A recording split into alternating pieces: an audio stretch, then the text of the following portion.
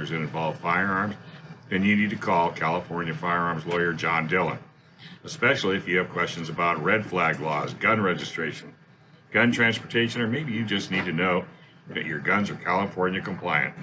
Call our trusted firearms attorney, John Dillon. John Dillon specializes in California gun laws. Call 760-642-7150, or you can visit his website at dillonlawgp.com. I had Rebecca on before. She's a friend of the show. She does a fantastic job with an organization called 1 Million Moms Against Gun Control.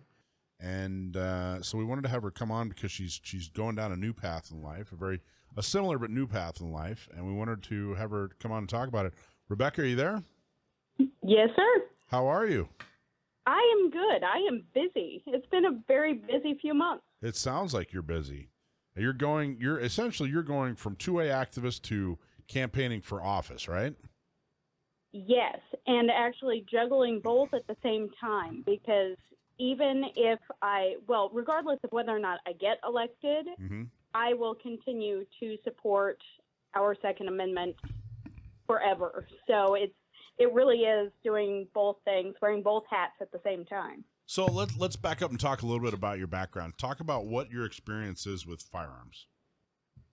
Okay, so I was one of those lucky kids that I was always around firearms. I come from a family of hunters, and so I had very early exposure and very early safety training and very early on training about what a firearm is designed to do and respect for what it can do and respect for life.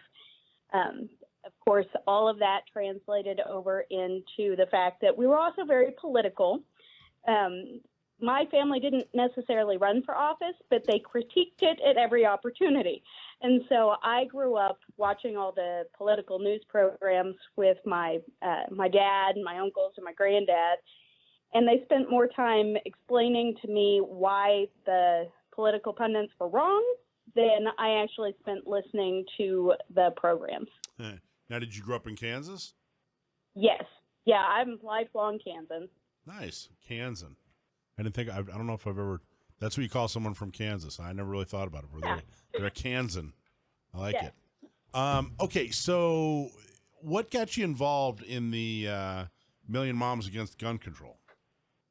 Well, like everybody else who was sitting around roughly 10 years ago watching the horror nightmare of Sandy Hook, I was watching that. I had kids that were about the same age as the kids that you were seeing on TV. And so I was watching just like everybody else, heartbroken. And then the other mom group, the red shirt Bloomberg moms, hopped on scene. And they started talking about how moms hate guns. And in fact, not only do I not hate them, but they were my only method of protecting my kids, myself and my kids. My husband at the time worked nights. We lived outside of city limits. It would take about 15 minutes for the sheriff's office to show up to my house. And that's, given if you can get to the phone to make the call to begin with. So when they started saying that guns were evil and bad and we needed to get rid of them, I took great exception to that and started looking around for like-minded people so that we could set the story straight. And I found the group 1 Million Moms Against Gun Control. Since then, we are a national organization, and Mary Callison in Illinois and I kind of head that.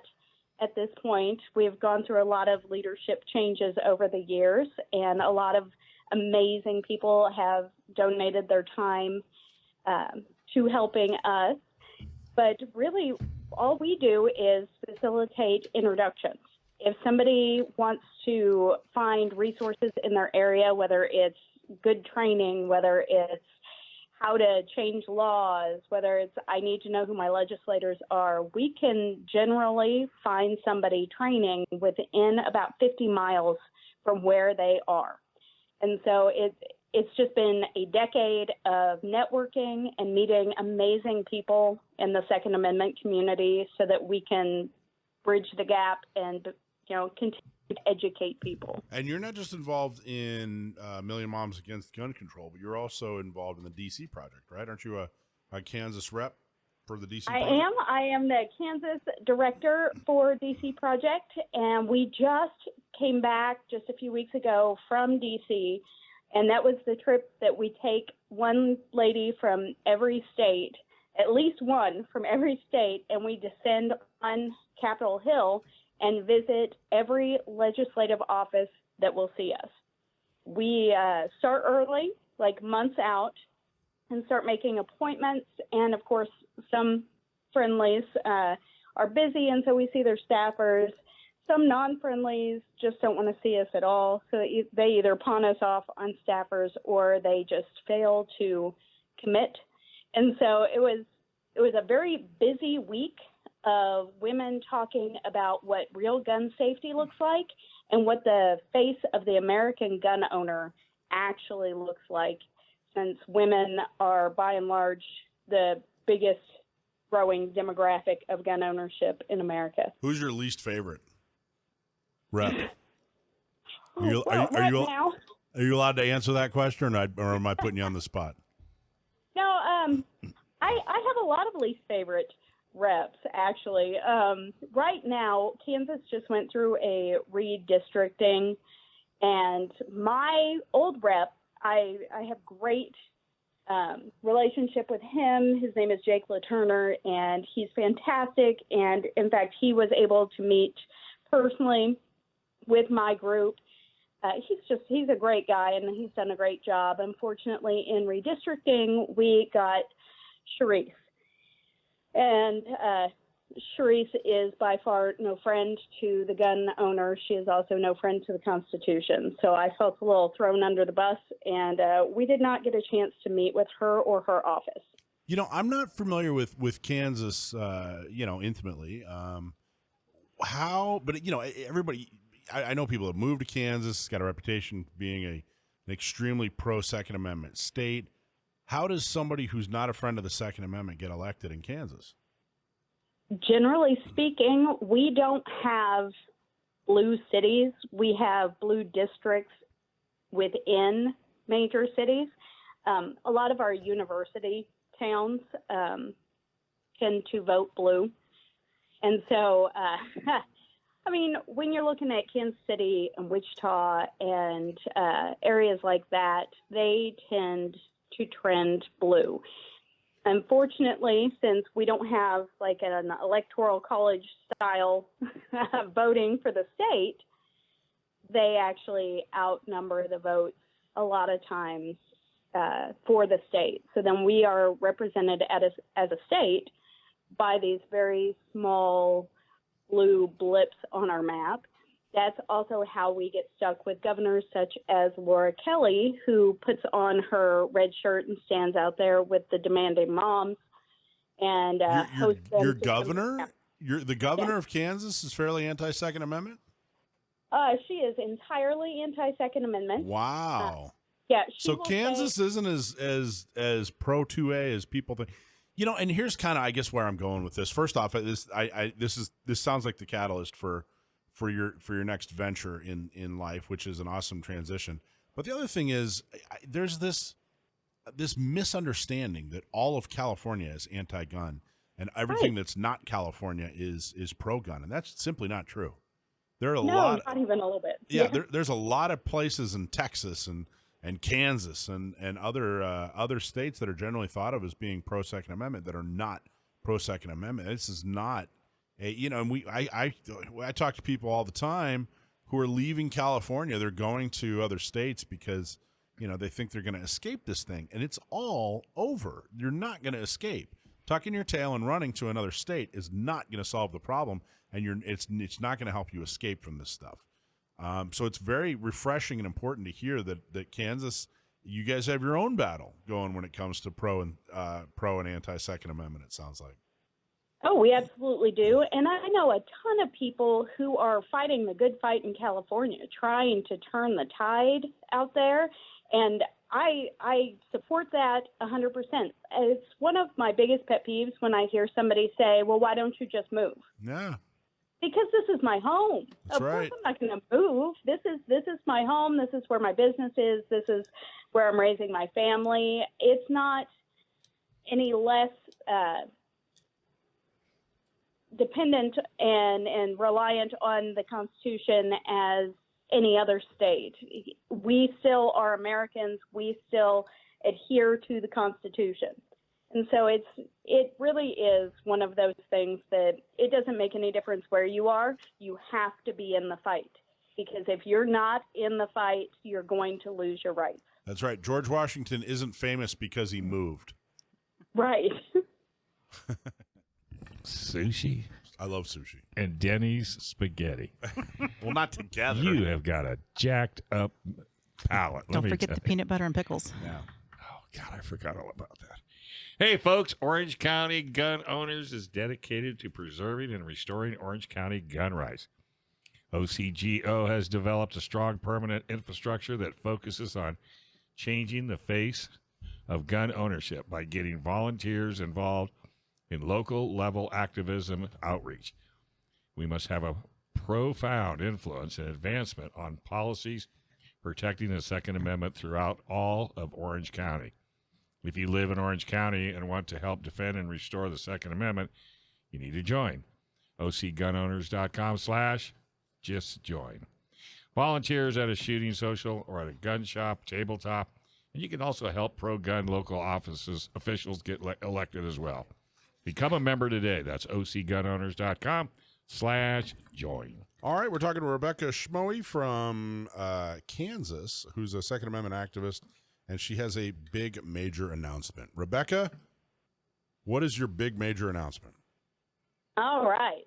So basically, my representative, my state house representative for my district, announced from the well, closing day of session, that he was going to effectively retire. He was not going to go up for re-election, and kind of mic dropped and left office. So I started calling around, finding out who's the guy, how can we support them, and I got a whole lot of, we don't know, will you be the guy?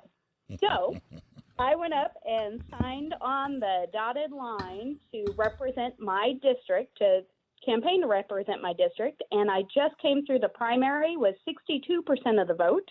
Whoa. And now I am in the midst of the general election. I do have a Democrat opponent who is trying to run as far removed from Democrat wording as possible. I mean, however, he really tries to portray himself as moderate, but he is the head of our Democrat Party committee of our area. So he's the top Democrat in our area and trying to run as moderate because he knows that he can't get elected in our district if people knew what he really believed. So you are running for Congress. Yes, sir. Ta-da! Congratulations. And it sounds like you had an amazing primary. And it sounds like you're on your way to possibly winning this whole thing here in about a month.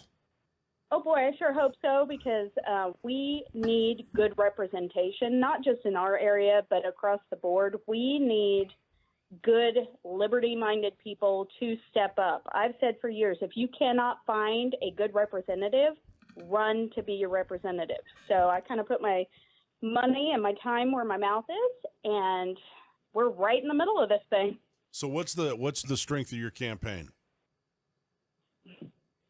By and large, whenever I stand on doorsteps and I'm talking to constituents who happen to be my neighbors in my county, the two biggest things that I am able to tell people are that I want us to keep more of our own hard-earned money, and I want the government to stay out of our business.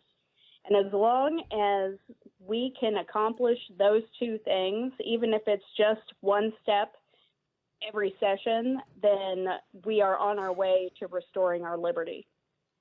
Do you have any ruby slippers? I do not. But wouldn't that be cool if you campaigned in ruby slippers? And then if anybody looked at you, just start clicking your heel and they'll all run. I'm sorry, I couldn't help myself. I've been here all day. Or you could drop a house on your opponent. Well, that was the other thing, but I was going to be nice. Oh, all right. Well. But the ruby slippers would work. I'm telling you, they would work. So what do you hear? I really do need to invest in those. Yeah, really. What do you hear most when you're out campaigning? You're talking to people. You know, I think most people are they don't really pay attention to politics, and it always surprises me. And of course, we're on a gun show. We're talking to gun people. It's all we think about: guns, Second Amendment, guns. But the average voter is not thinking about guns. I wish they were, and we're trying to increase the amount of voters who, vote based on Second Amendment issues. But I'm always surprised. It's always interesting to hear what voters really do care about. What do you hear about the most? Or what do you hear about the most, and what was the most surprising issue that somebody brought up to you? Well, I would have to say that the most is really what you're talking about. I will go up to a doorstep and I'll knock and introduce myself and hand them the push card that you carry around with your information. And I will ask, is there anything that's top of mind that you want to see done? Is there anything I can do for you? What is your biggest concern? And I have gotten probably 90% of people at the door say, I don't know. I really don't follow politics. So then we start talking about gas prices, and we start talking about the cost of food at the grocery store and the ability to find things supply chain wise. Yeah. And about halfway through the conversation, when they're getting really riled up about it, I say, that's politics. You live it every day, whether you're paying attention to it or not, it is affecting your life.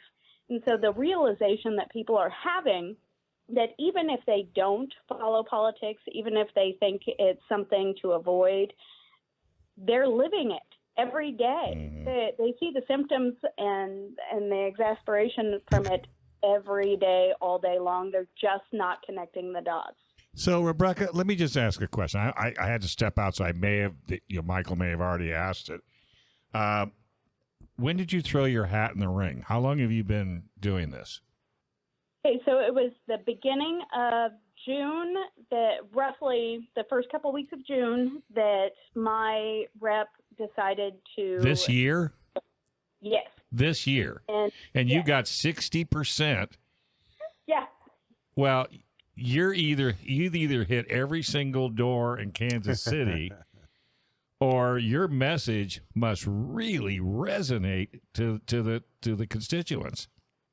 I hit a lot of doors. I'm not going to lie. It was hot this year. I was basically walking on the surface of the sun. I would get up to a door and just be covered in sweat and still hand them my information and have a conversation.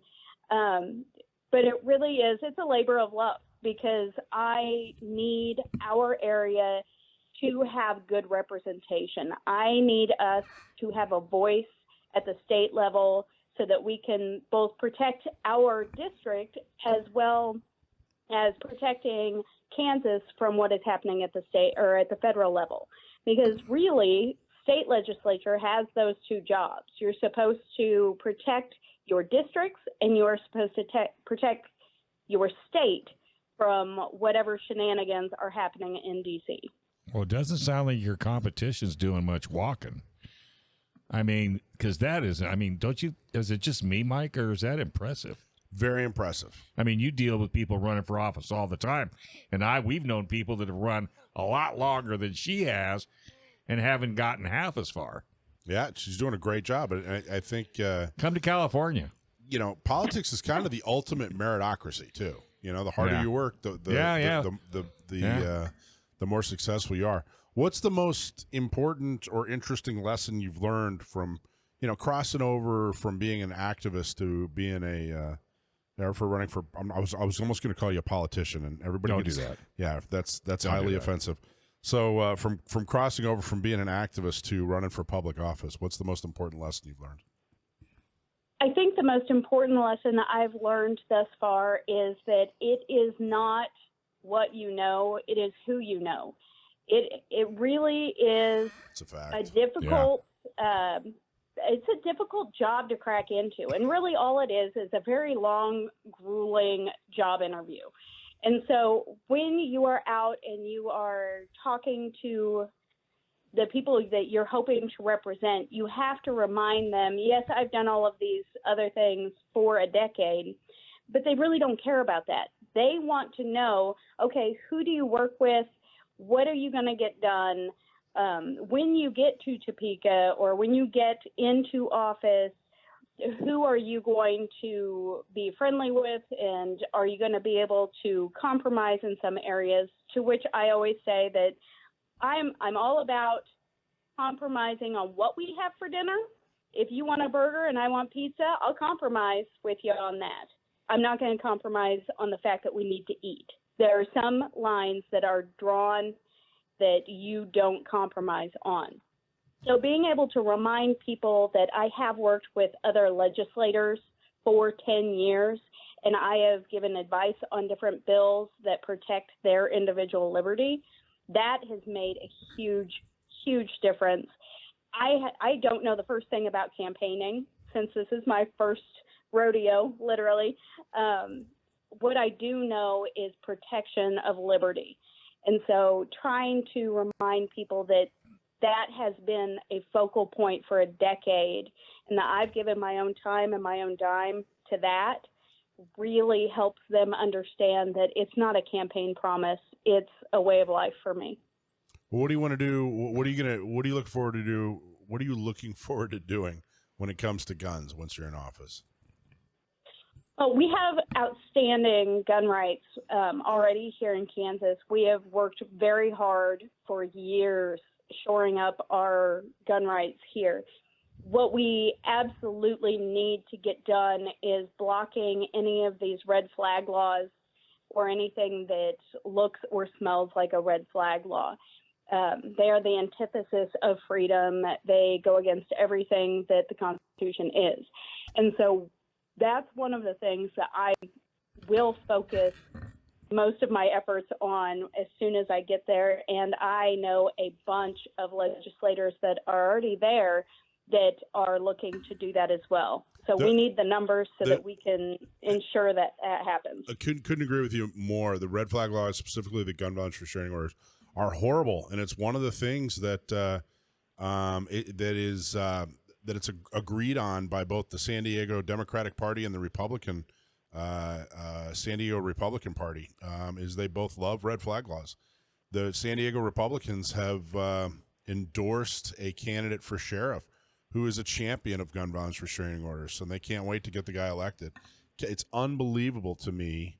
After years of advocacy and after years of Republicans claiming to be pro-Second Amendment and pro-freedom and liberty and, pro-Constitution, and the first chance they get to endorse a gun violence restraining order champion for sheriff of all things, they did it.